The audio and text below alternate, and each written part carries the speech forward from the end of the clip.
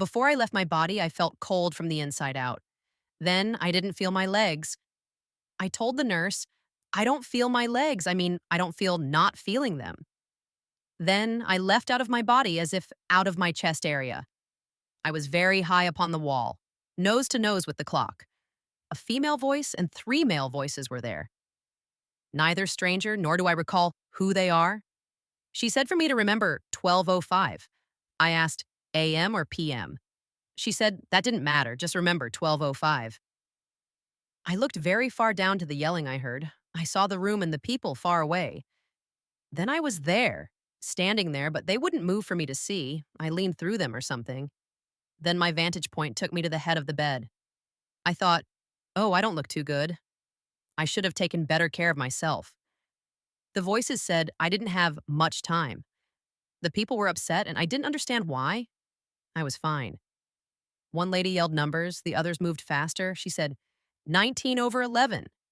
And I thought, oh, if I run out of numbers, doesn't that mean I am dead?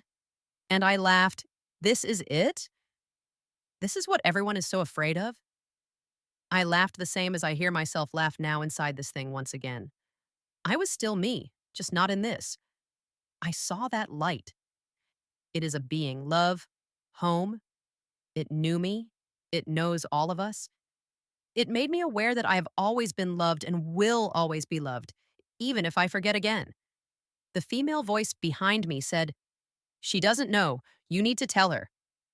I focused my attention to her and the light was gone. She said, you had a baby.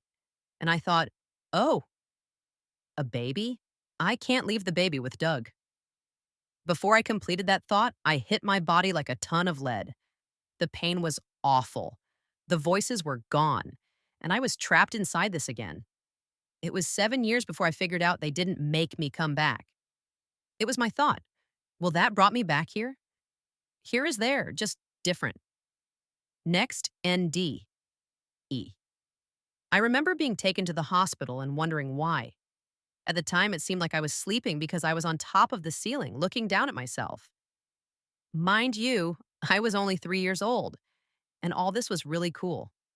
My mother, who had died only a short time before this, was explaining to me what was going on and had told me that I was going to be just fine. She said this had to be done so she could properly explain to me what had happened to her. We then left the hospital and ended up in my old neighborhood, and all I could remember was this was cool because I was flying like Superman.